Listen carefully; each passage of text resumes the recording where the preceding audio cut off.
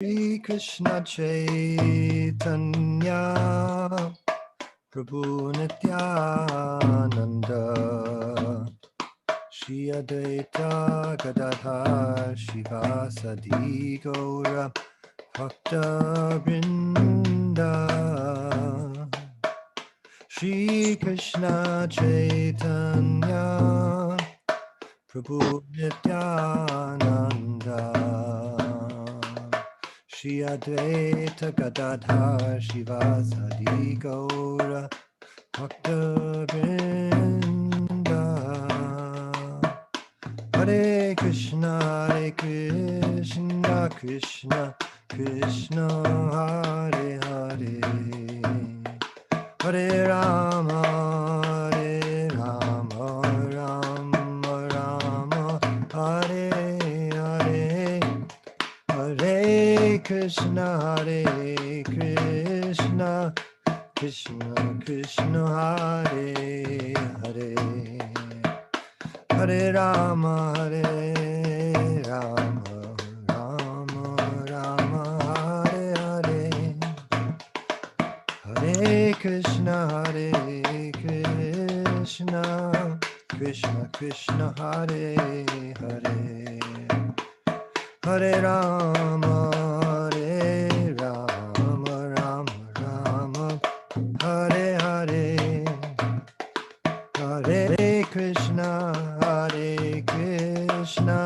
Krishna Krishna Hare Hare Hare Rama Rama Rama Hare Hare Hare Krishna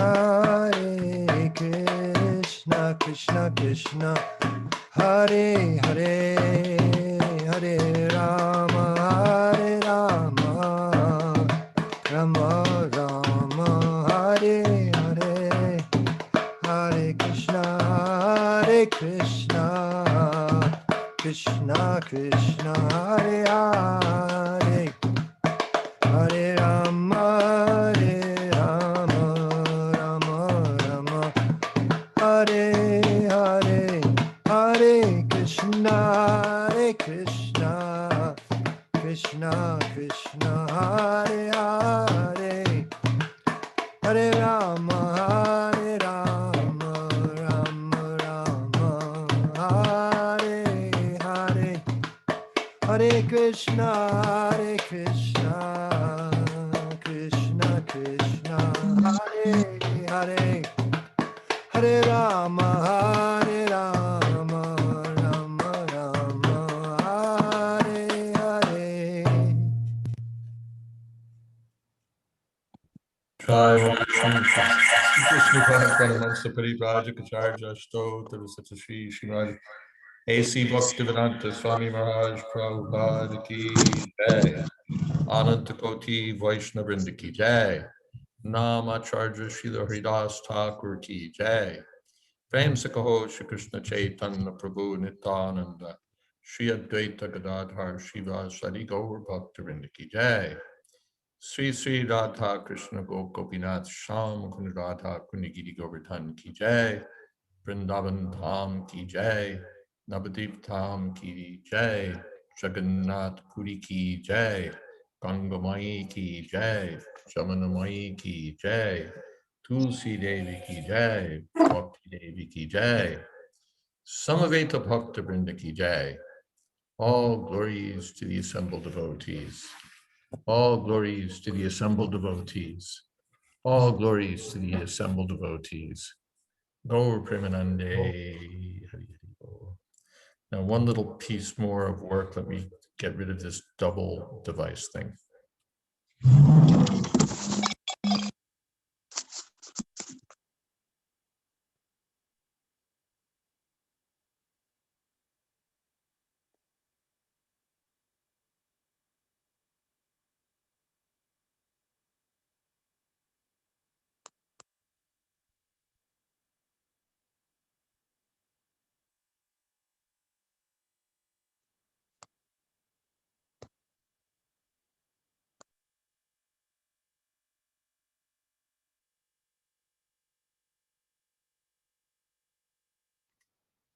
Okay, now we should be good.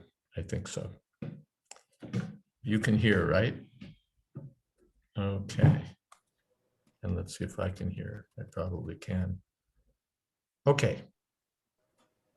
Om Gyana Timirandhasya Gyananjana Shalakaya Chakshurun Militam Jena Tasmai Shri Gurave Namaha Shri Chaitanya Manobhistam Sthapitam Jena Bhutale Swayam Rupa Kada Mahyam Dadati Shapadantikam Vandehang Shri Guru Shri Jatapata Kamalang Shri Gurun Vaishnavamscha Shri Rupam Shagrajatam Shahagana Raganatan Vitam Stam Sadivam Sadvaitam Savatutam Parijana Sahitam Krishna Chaitanya Devam Shri Radha Krishna Padan Shahagana Lalita Sri Vishakan Vitamscha Hey Krishna Karuna Sindho Deenabandho Jagatpate Gopesha Gopika Kanta Radha Kanta Namostate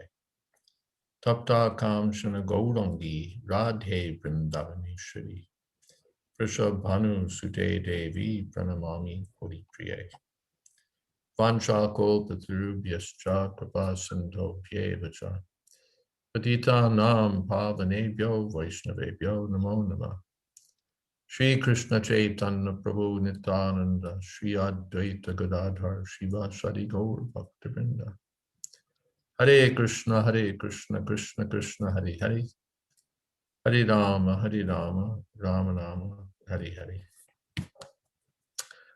Welcome to all. Thank you for coming. And let's jump in and see what topics you would like to talk about today.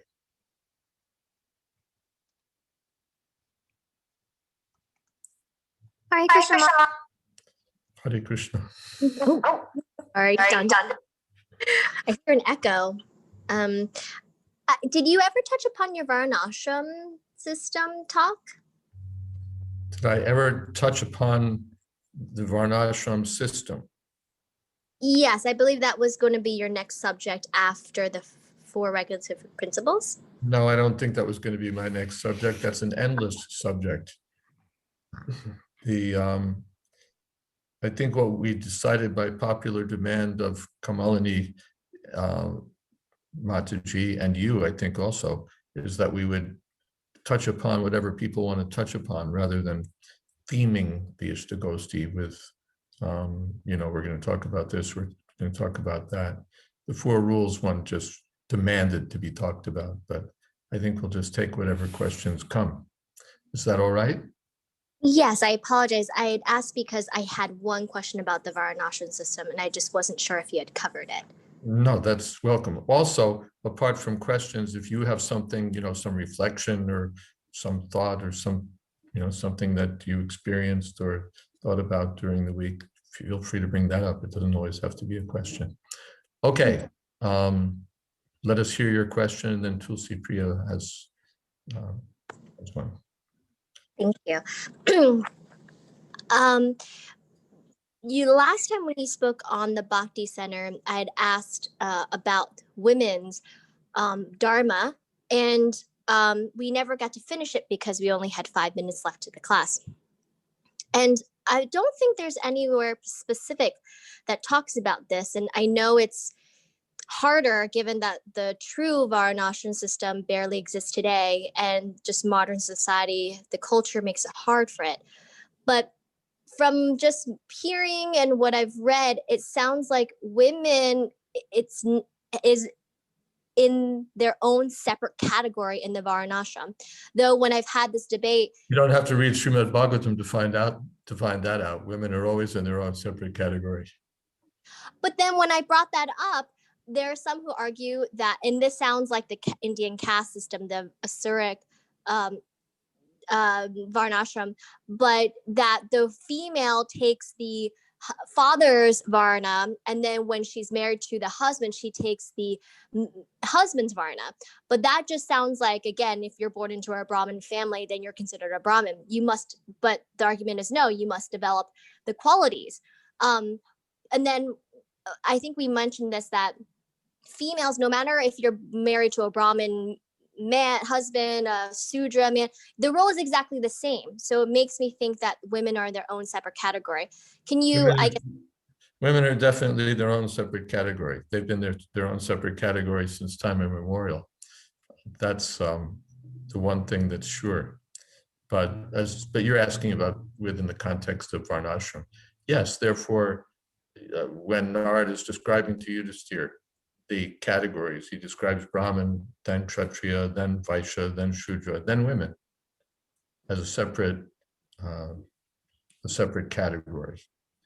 So the women have their, they're different, and they have their own duties. Varna means occupational duties, their own occupation. We're looking at a society, by the way, where women were not truck drivers and nuclear physicists and so on. They were mothers, they were wives. So their duties were in that line, not that they were the breadwinners or the, in that line, but they assisted in the family affairs from their own, in their own way. So naturally, in a farm family, the woman would be engaged in farm activities. In a Brahminical family, she'd be engaged in Brahminical activities. In a business family, she'd be assisting in the business in some way, or at least in the background, supporting the business. So in that way, yes, woman is seen as an inspiration and as an assistant. So she assists, particularly the husband, in his duties, inspires and assists. So her duties are different. Yes, woman is a separate category, and you can read about that in Narada's discussion with Yudhisthira, what the duties of the woman are. thank you. Just on this topic, though, because nowadays in modern society, women do work, and it sounds like now we understand that it's very hard to trace back in one sense your specific Varna, given that there's been mixing of Varnas. But can you confirm it? One cannot really straddle two Varnas. So even in today's society, a woman can she assist her husband and be the mother of the children and have her duties, but also straddle another Varna in the working world? That's the first one. And then, first of all, the working world is basically Shudra. Anyone who's working for a paycheck is basically Shudra by occupation. That's the first thing. Maybe a teacher, maybe in any occupation, but a person who's an employee is basically a Shudra. You may be an airplane pilot, or you may be an airline flight attendant, or you may be a ticket taker, or you may be the accountant for the airline, or whatever it is. But all of these occupations are basically Shudra. One is working for a paycheck. So that's the first thing, it's the Kalo Shudra Sambhava. By nature, practically speaking, by birth, everyone in this age starts off as Shudra. And most end up as Shudras also. There are very few who by samskarat, by purification, become Brahmins. Brahmins are pretty hard to find. Even people in Brahminical positions are mostly Shudras who are occupying the Brahminical slot. I remember in one of your earlier lectures, though, you had mentioned that even if a society is sick, you still have the natural, say, the intellects, the natural, say, leaders in management or government, and so on and so forth.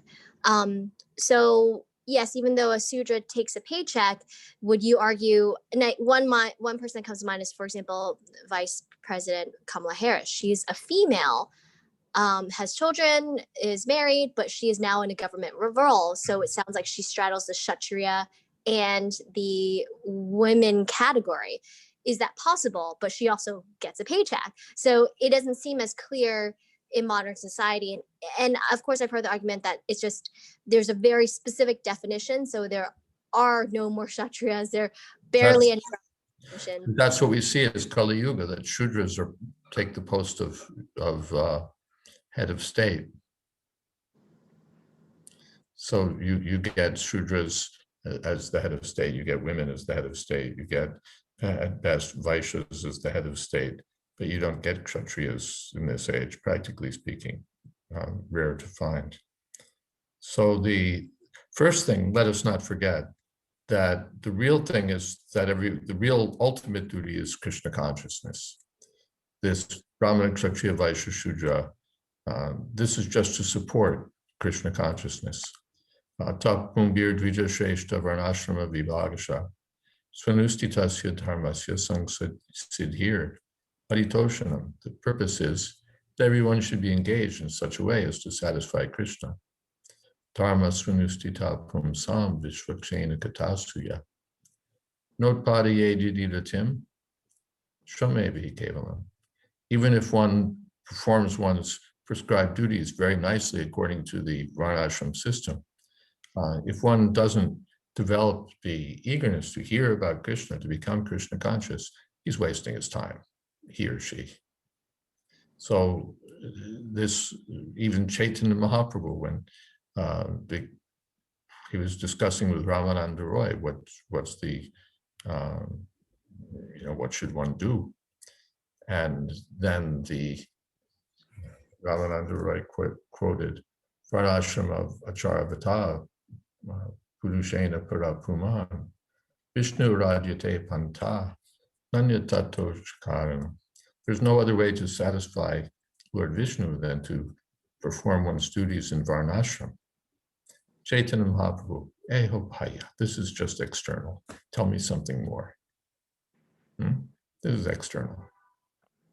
So the Varnashram is meant to play a supportive role only. We shouldn't let it take over, that my real business is Varnashram. Then it becomes karma kandya, then it becomes mundane. Then we lose sight of what it's for. The Varnashram is just to support Krishna consciousness. From that point of view, Srila Prabhupada sort of wrote about Varnashram from two different points of view. Sometimes he says, Varnashram is impossible in this age, forget it, everything's too jumbled up, just become Krishna conscious. And Varnashram's external anyway. Sometimes he writes that to support Krishna consciousness, we must introduce Varnashram because people need practical engagements. The society needs to be organized for spiritual progress. That tended to be his approach, I'd say, in his later writings. In his earlier writings, it was the other way, that just Krishna consciousness. But both threads are there in Prabhupada's teachings. And in either one, the main thing is Krishna consciousness. If we don't develop Krishna consciousness, our Varnashram is a waste of time. So that we have to keep in the forefront. Then, all right, I need some occupation. I need to be engaged in one way or another way to maintain my life.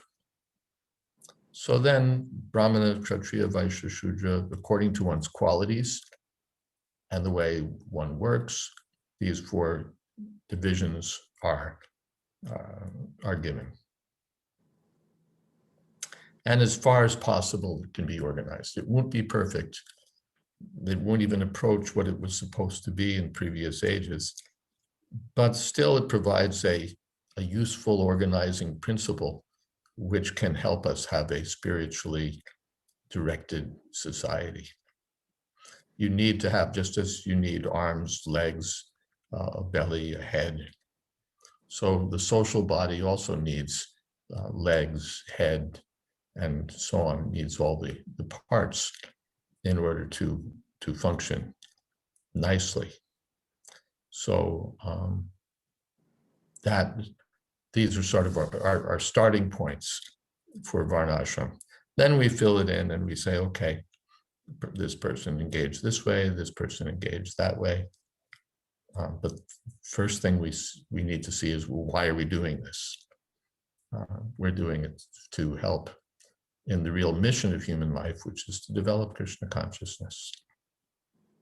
I've sort of rambled on a bit now. Do you want to ask further, or if someone else wanted to ask further? I saw some hands peeking up here, Tulsi Priya. Oh, sorry. If I could just round out, this was really great. Thank you, Maharaj. And yes, the Varnashram is external and it's separate from bhakti. And truly, when I hear that too, I'm just reflecting. One can take on emergency Varnashram to fulfill whatever is asked to properly perform bhakti or serve Krishna, is saying being called to.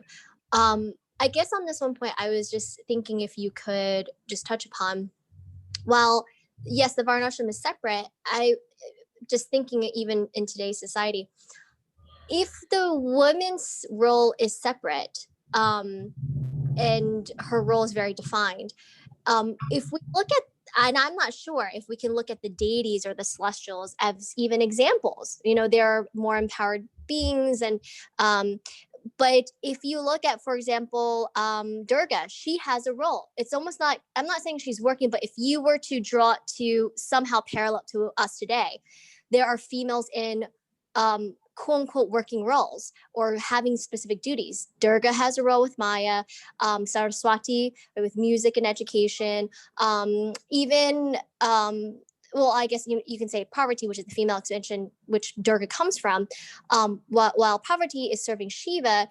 Again, there are females in specific roles. So that only begs the question, well, if these deities are examples for us and women aren't supposed to work, well, now you have these devatas who are in specific roles that they have duties outside of serving their husbands, like Parvati to Shiva. So can you comment on that, or what are your thoughts around that? Would you like to be in charge of the universe? You could do that.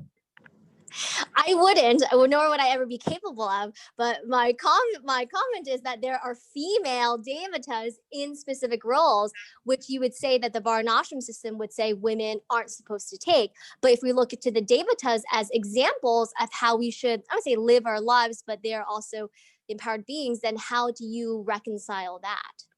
Yeah, everybody has some, of course, they're powerful. These are all Shaktis of Krishna. These Devis actually is what they are. These Devis are all powerful, and they have their particular roles in the universe. I don't know that they're meant to serve as role models in every respect. They certainly weren't serving as flight attendants and ticket takers and CEOs and computer programmers and all of that. They had rather special engagements. They had special engagements. So the women can have, what would you say?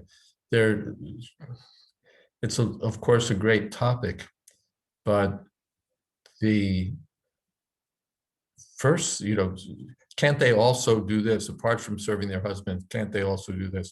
First thing is, in the modern setup, practically speaking, women have lost the thread of how to be wives and how to be mothers to a large extent.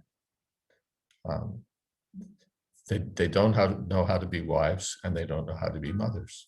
They want to be something independent and something, to carve out their place in the world. And meanwhile, this wife and mother function is looked down upon. It's something, oh, you're still tied to that. It's like belongs to a previous era, and you're somehow or other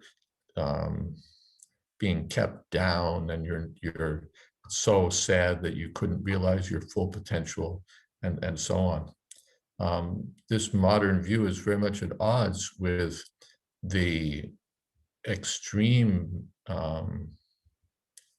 extremely high regard with which women and wives were regarded, were seen.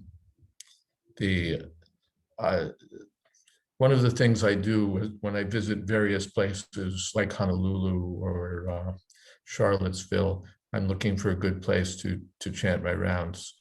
And the best place, at least in those two locations, is the nearby graveyard. The Honolulu has quite a good one within a short walk from the temple, and Charlottesville, near the University of Virginia, has an excellent graveyard. You can associate there with the best minds in Charlottesville from the last few centuries. And you look at the tombstones and you see, Mary, somebody, beloved wife, beloved mother, and that was regarded as a great honor. It wasn't that they was, poor thing, she was just a housewife. But it was regarded as, yes, she was like the pillar of the family, that she was such a good wife, such a good mother. Now, that would be, to have that written on your tombstone would be like so,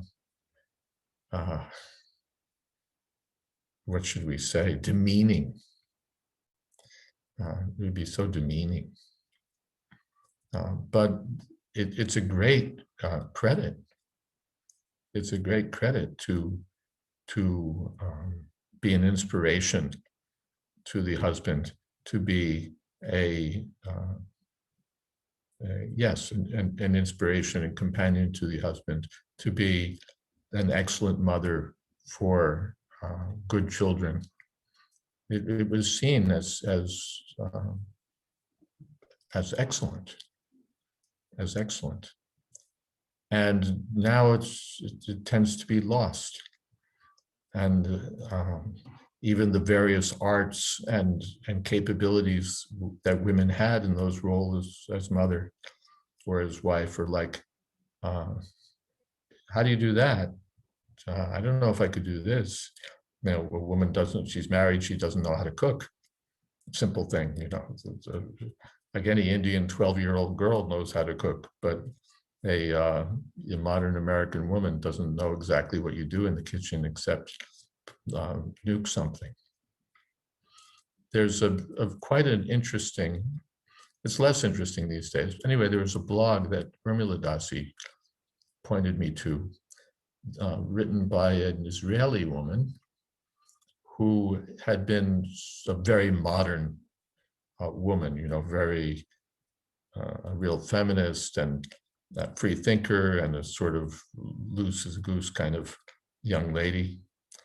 And at some point, as a young woman, she realized, she got it. She realized that she was basically degrading herself, that she was being used, that she was wasting her life, and that she wasn't getting fulfillment for her life. And she realized that what she wanted was a husband and children and family. And she flipped. She turned from being loose and free to being very conservative, Orthodox Jewish woman who wanted to have a husband and children, which she eventually got. And I think she's taken it down from her blog these days. She's sort of gone on to other things. But in the earlier days, she had sort of an ongoing argument with her feminist counterparts who were saying, sweetheart, you've lost it. You've sold out, or you've given up, or you've you don't understand anymore, or somehow or other you've lost the path. And she would argue back to them with quite a bit of spirit. And she pointed out that, okay, you're able to work. What does that mean? That you can have your own career.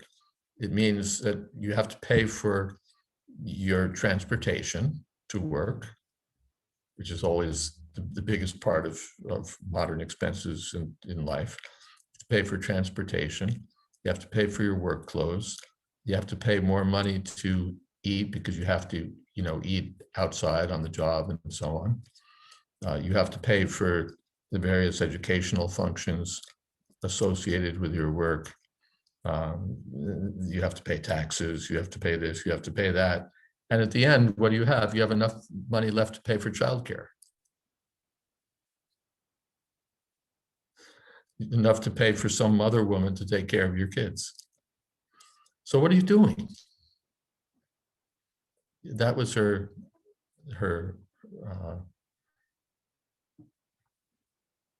argument there, which I think has much to recommend it. Now, that said, in the modern setup, things are what they are, and we can say, well, just let everyone be Krishna conscious. Whatever, and Prabhupada often does say that, whatever you are, if you're a this or you're a that or you're that or you're this, just add Krishna, just be Krishna conscious.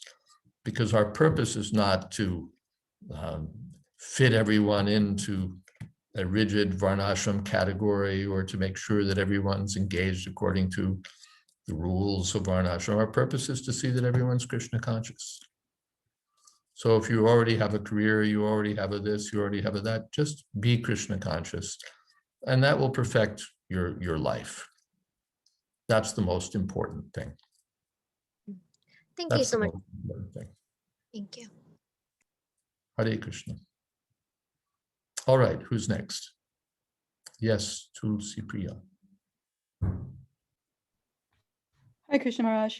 I'm going to make my request for a topic first, and then I wanted to maybe add something with your permission to what Athena was asking about. My request is a while back, a few years ago, you gave a seminar on Psych 108, which I really, really loved. And I was wondering if you would ever want to revisit the topic of mental health in Krishna consciousness, because my feeling is mental illness is sort of like any other illness in some ways. You can have mental illness that's like the flu or the common cold, which is, not very disruptive to one's life. And then you can have mental illness that's like cancer and it can kill you. But I feel like it's a subject, and I think everybody has it to some degree or another, or most people. And I was wondering if everyone in this material world is crazy. Yeah. Prabhupada said that. Everyone is crazy. Prabhupada told this story about a murder case in which the defendant pleaded not guilty by reason of insanity. So the psychiatrist was called in, he examined the patient, and he, or the accused, and he reported to the judge, Your Honor, I've examined many people, and in my opinion, everyone is crazy. So you can excuse him if you wish. Anyone who's come to this material world is by definition mad.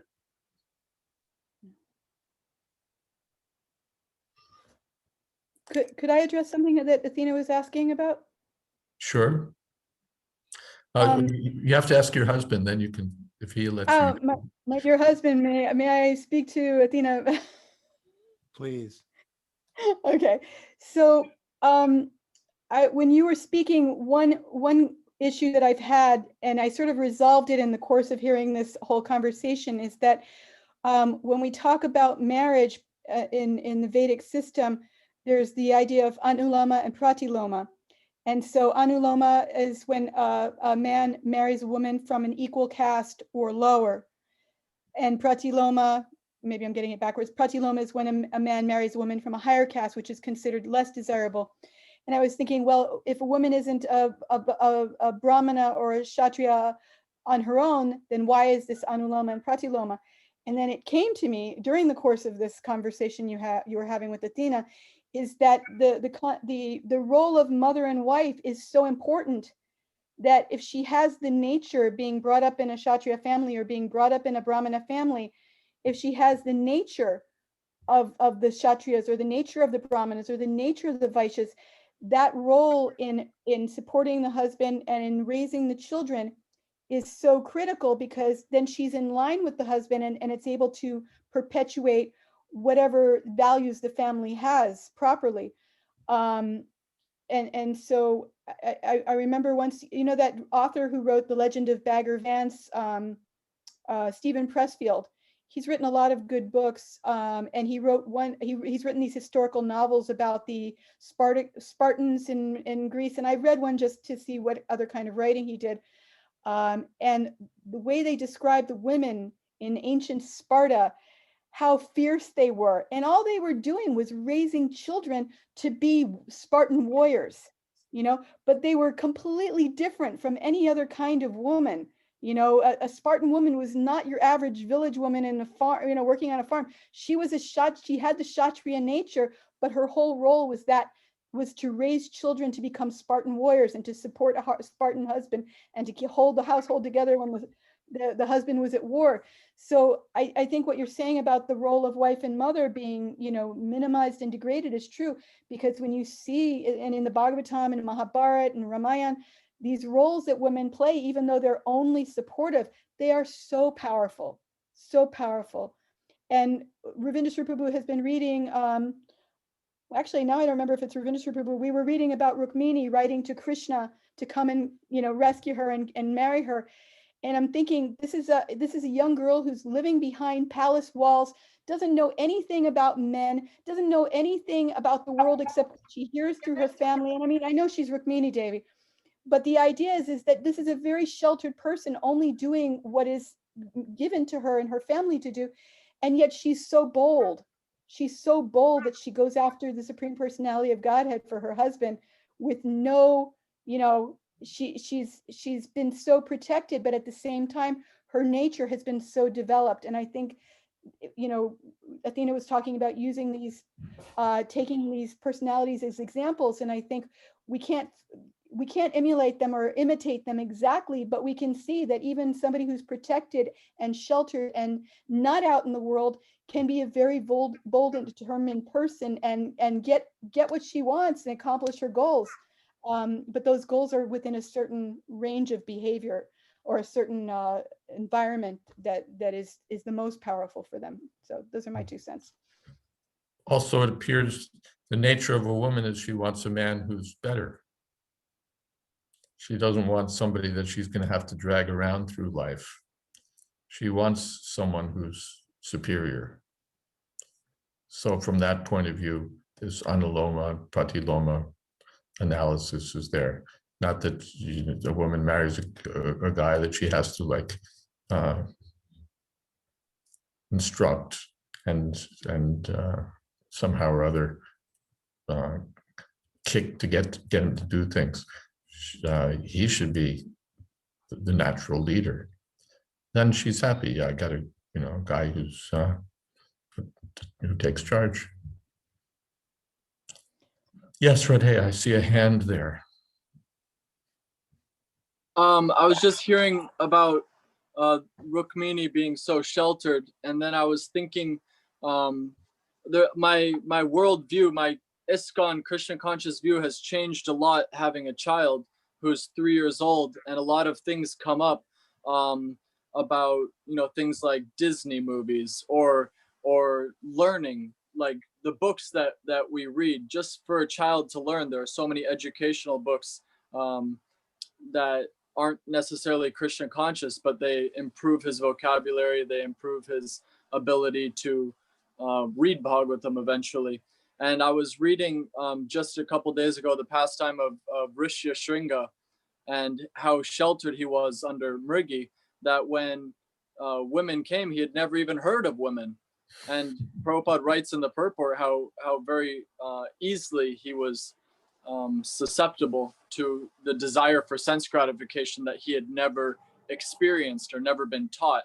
And I'm trying to find that line in my raising of Maruti in such a way that I'm not being fanatic, but at the same time I draw certain lines, or even innocent seeming movies or different things have sexual undertones and sort of strange things that kids don't necessarily need to see, and who knows how it affects them as they grow. And it might sound totally weird, but it's true. Some of these really innocent seeming movies that I was raised on, that all my contemporaries were, maybe there's an ISKCON in the future that doesn't see those things as normal, that sees kids totally insulated in a certain sense. But I'm just trying to find that line where it's fanatic and where it's practical. I don't know. I don't know where. A great responsibility for parents. Before I forget about Rukmini, apart from being sheltered and so on, she was also savvy. So she, as the daughter of a Kshatriya, she knew that Krishna, here's when you can kidnap me. You're not going to want to see people killed in my family. So when the tradition is I go from the temple to, from my quarters to the temple, and that's when you can snatch me. So she had it down. And she's also savvy enough to know that I can send this, I better do something, so I'll send a message and I'll use a Brahmin because Brahmins are trustworthy. So she wasn't a dope. She was the daughter of a king, after all. So she was sharp. She was sharp. Now, where to draw lines? Of course, I confess that this is beyond my area of expertise. It's beyond my area of expertise. But I think, we should expose them to this because they're going to be exposed to X anyway, is crummy. It'll come on its own. And philosophically, they should know what's what. Not that, they have to participate in degradation in order to know what it is. That's not helpful. And and it's just, gosh, with video games and this and that and all the rubbish that insinuates itself into the young people's consciousness today. It's rough, but I don't think I should sit here and pronounce on how to raise kids. The last time I had to do anything to do with child raising, I was the child. Kamalini. Radheya Prabhu, you said perhaps in the future there will be this kind of insulation. Really, you should say in the past. In the past, it was like that, and it's true. They're gonna get exposed later when they grow up, unfortunately. So when they're young, you have every right to keep them totally protected from that mundane vibration. And although now it's so rare, there are parents who do that. Like, look, in Mayapur, why do devotees move to Mayapur with young children? But specifically for that reason. And the thing is, you'll find you'll find some other parents who feel the same way you do, and you create a kind of sangha like that, where your child is only playing with children who are not exposed to this media, like you say, even like very innocent looking Walt Disney movies, like you say, they have a sexual undertone to them. In Hungary, Shivaram Swami, if you live outside of the compound, you're not allowed to attend the Gurukula there. So it's totally insulated, which you say, some people think that's like really archaic and not giving them the opportunity. They won't be able to function in the real world and all, but they will, as you can see. And there's so many, you know, I sell books, by the way, and there's so many Krishna conscious children's books. You can get a whole big library. Please suggest a few to me privately. I would like that. And I guess the reason I brought this up also is because I'm in sort of a hybrid situation where my parents were those very insulated kids, and they have expressed to me a certain wild coolie stage that a lot of them went through leaving Gurukul, where they were those Rishya Shringas, and they, you know, were bewildered in one sense. And so I'm just trying to find that interesting line where I'm not being criticized as being fanatic, because I'm very much not. I'm trying to be very practical. Yeah. And so I just, and just, you know, while you have them, this is the time, you know, until they're like 6 years old, you totally have them, and so you can mold them, and these foundational years really make a difference.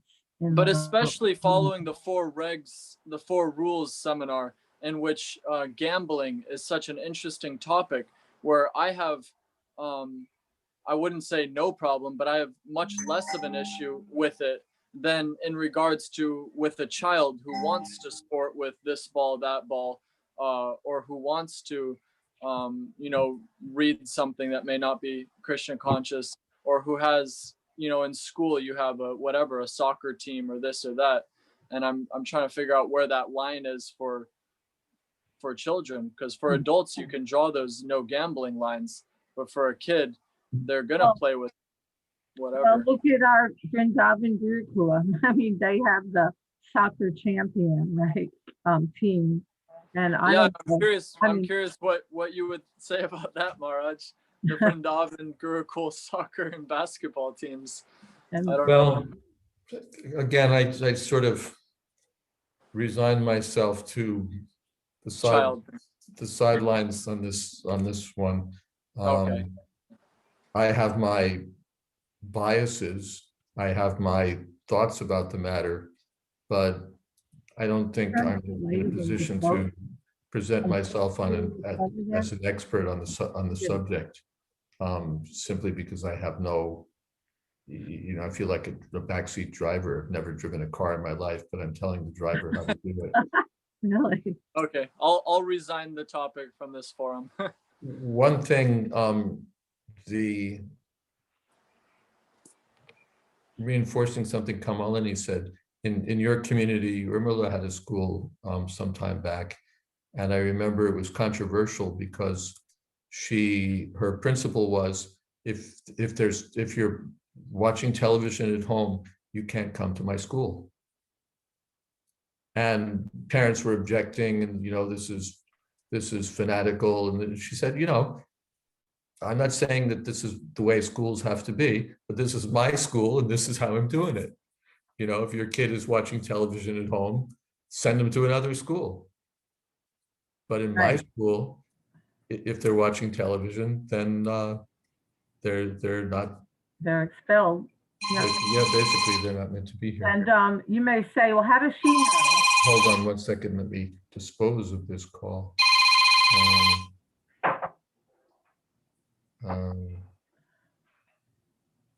Okay. Yeah, and like, well, how does she know? Well, she knows because naturally children talk about what's going on in their life, what they see and what they hear, and you know how they imitate. So Sure. they're going to imitate Krishna's pastimes, or they're going to imitate the superheroes that they're seeing. But that's young children. But even teenagers, when they came, I'm not kidding, but because my children went to her school for their education, and she'd say, you were watching television without them saying a word. And I said, how did you know? She said, you can just, you know, after teaching for so many years, you just see it, like the lack of Krishna consciousness in a teenager's face, and how it does, you know, incite these material desires. And then now it's like totally out of control, huh? And like you say, with all the games, electronic, everything electronic.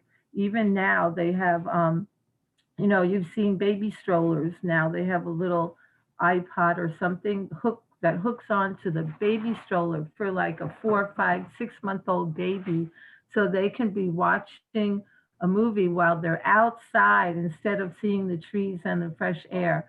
Not only that, they have a microscopic, a small little speaker that the pregnant mom inserts into her womb so that the baby can hear the music in the womb. So like total too much. They call it, rocking baby, to get the baby like right in the womb into like mundane sounds and all. And it just so much affects. And the main thing is one loses their taste, and it loses their taste for spiritual topics. And even children, then it is so addictive if they're watching, then they just want to watch more and more and more. And then you think, oh, well, I need a babysitter because I have to do something. I have to cook or take a shower. I can't be every minute. But then you think, all right, now they're peaceful for an hour watching this. Then when they get off, they're not peaceful. Then they're like crazy. And it pays off. Like it's an investment to have to like sacrifice. And then when they're grown up, you'll be happy that you did, because it will pay off. And believe me, there's enough exposure later on when they're out of your hands. When a child is like 16 years old or so, as you became a devotee yourself. Like you had a choice. You didn't have to when you were a teenager. You could go either. That's thanks to Maharaj when I was 15, bus tour. And your son, Amal. Amal got me on bus tour, and then Maharaj preached to me. Right. So that's the thing. Then you decided to become a devotee. You can't force anybody to be a devotee. But yeah, then there'll be that easier opportunity. Thank you. But, For what it's worth, I'm on the strict side. The more I'm in favor of Gurukul. I hate co-education. Especially for the older students, I think it's cruel and unusual punishment. I'm all for the maximum of Krishna consciousness and the shunning of modern values as in education and bringing up children. And I've seen actually over the years that this attempt to sort of have kids who have it all, who are Krishna conscious and at the same time great successes in the material world, and they're at home with video games, and they're at home with sports, and they're at home with everything, and they're Krishna conscious and this and that. I've seen that for the most part, this turns out to be a pretty sad failure. It turns out to be a pretty sad failure. And rather, those who are strongly Krishna conscious, if they want to do something, they can do it. Because their senses are controlled, their minds are controlled, they're strong and purposeful. So if they want to do something in the material world, they can get it together and do it. Whereas those who are basically slaves of their senses can only serve their senses.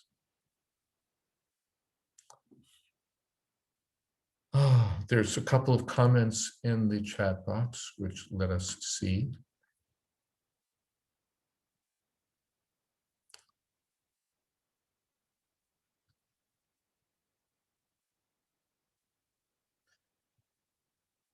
Tina, going back quite a way, says, in a true supported Varna system, the woman is the cornerstone of the family. As Maharaj said, the pillar, the foundation of the household is established by the woman. Yes. And thank you, Tulsi Priya. I also wanted to add that there have been studies done that support that children who grew up with a stay-at-home mother are more emotionally stable and have a stronger support system and foundation and can achieve much more in life. That's for sure. Your messed up families tend to mess up children. That's, the data is, as far as I understand, the data is in on that. It's not that children are simply unaffected by the serial marriages and divorces of their parents. It tears kids apart. I could go on about that a bit, but I don't think I need to, and time is short. Panchatattva says there's a growing group of women called, quote, traditional wives or #trade wife on social media who are living the old way of staying home, raising their kids, and letting their husbands take the lead. There's always a lot of back and forth between them and feminists. Yes.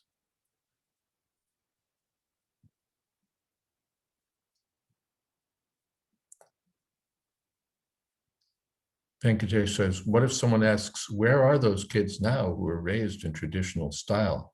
How are they contributing to the society? I'm not sure whether that question means ISKCON kids or kids in general.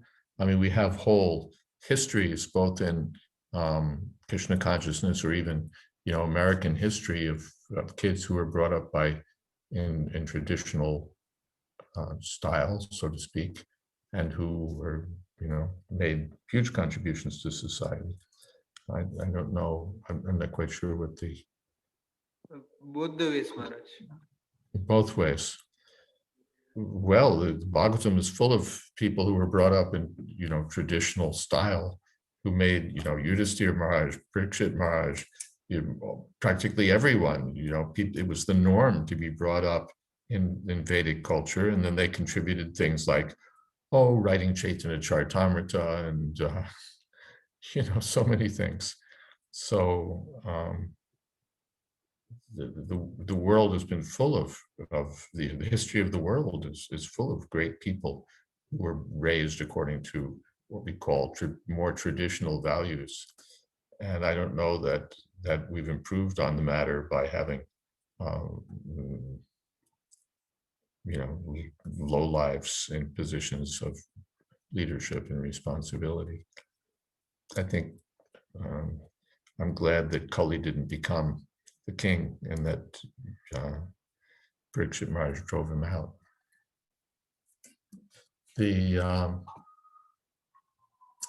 in ISKCON also, we see young people who were brought up in, strong Krishna conscious families and who, are carrying on that tradition, whether they're in Indian families or Western families. There are such young people. And then there are maybe those also who, despite, upbringings that were not the greatest, have become very good devotees. It's not that one has to have this upbringing. Devotional service can't be stopped by anything. So anyone from any background, but wouldn't you rather have the advantage of a Krishna conscious background? It's such a blessing and such a source of inspiration and strength. Tina says, Venkatesh Prabhu, Radhika Ramana, and Gopal Hari grew up in traditional style families, were homeschooled. Yeah, they were sort of our poster boys for contributing to society. If one is Krishna conscious, then one has perfected his or her life. This contributing to society, arguing that women who don't work and stay at home, what are they contributing to society? They're holding the society together in one sense, really. Maharaj? Yes. Maharaj, a quick question. Isn't people like who do not follow the regulative principles or the Vedas, they're kind of called the Milechas, Yavans, and Chandals, who do not anyway come under the Varnashram system? Yes. Because they're below the Varnashram system. Yeah. So I hear this word being said that Kala Shuddha Sambhava many times, but Yes. I mean, no one is actually a ideal Shudra also Yeah, even Shudra you in the can't Vedic find. term. Yeah, it's like Yovan, Chandal, and Milecha in Yeah. all the characteristics. So even the question of Varnashram is, even an ideal Shudra is very difficult in this age. As they say, good help is hard to find. Even the Shudra is a rarity in this age. Yes, it's true. It's true. And yeah, one more thing I've generally seen is even many kids grow up well in a Krishna conscious background, but it's the teenage age when they're actually forced to go out seeking higher education and other opportunities, and that's where the major challenge is faced by most of the kids as well as families. So any comments on your side how well, that time is phase can short. be tackled, maybe having universities of devotees itself? Time is short. I think higher education tends to be a misnomer. What one learns in the university is the sort of things that people deserve to be shot for. Every kind of degradation that one was unfamiliar with, one can pick up in modern university.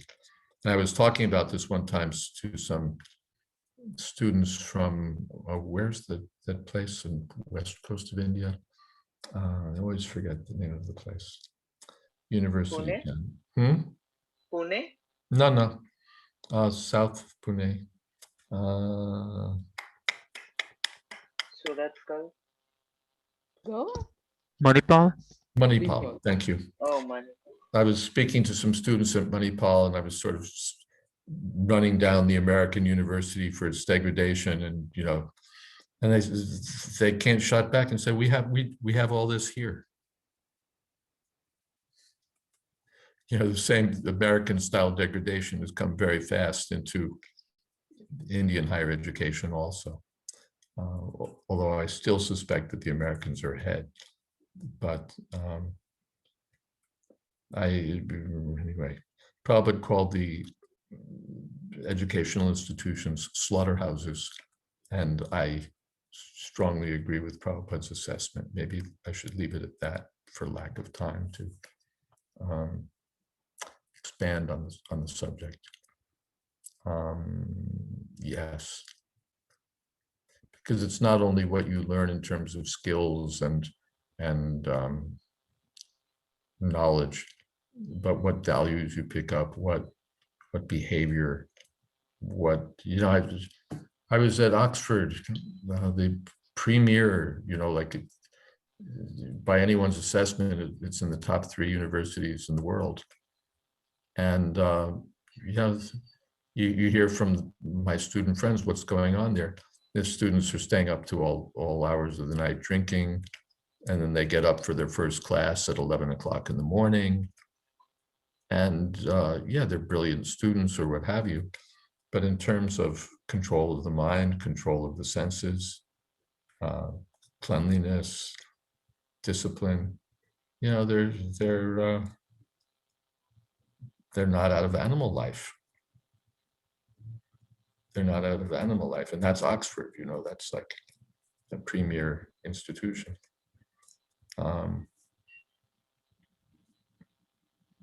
We talked about some other statistical anomalies found in higher education during our 4 Rules seminar. In short, real education means control of the mind, control of the senses, and spiritual advancement, spiritual understanding. That's real progress. The other thing is something else. It's a program for wasting the human life on a grand level with lots of letters after your name and a big salary. I think we have to stop there. this educational topic. Again, maybe sometime if you'd like, we can invite someone who's really focused on these issues and they could talk with us. For me, it's a little bit of a side, or theoretical, let's say, not a side concern, but it's something I can only speak about from a theoretical platform, even if I have strong opinions about it or a strong sense of it. But there are devotees, Kamalani's among them, who have experience in bringing up children and have more of a right to speak than I do. But in conclusion, the Varnashram system, education, everything is meant to bring us to this point of Krishna consciousness and getting free from this cycle of birth and death, going back home, back to God. Well, Thank you, Maharaj. Hare Krishna. Thank you, Shimon. We are at 8 o'clock plus a few minutes. So I think we can end here. My thanks to you all for your lively questions and contributions and your company. Thank you. Hare Krishna. All glories to Srila Prabhupada. Thank you, Maharaj. Thank you. Thank you, Maharaj. Hare Krishna. Hare Right, thank you. So much, Hare Maharaj. Thank you so much. Hare Krishna. Meena. Thank you, Gurudev. Thank you, Lakshmana. Muchas gracias. Hare Krishna. Thank you, Guru Maharaj. Hare Krishna. Thank you, Maharaj. Hare Krishna.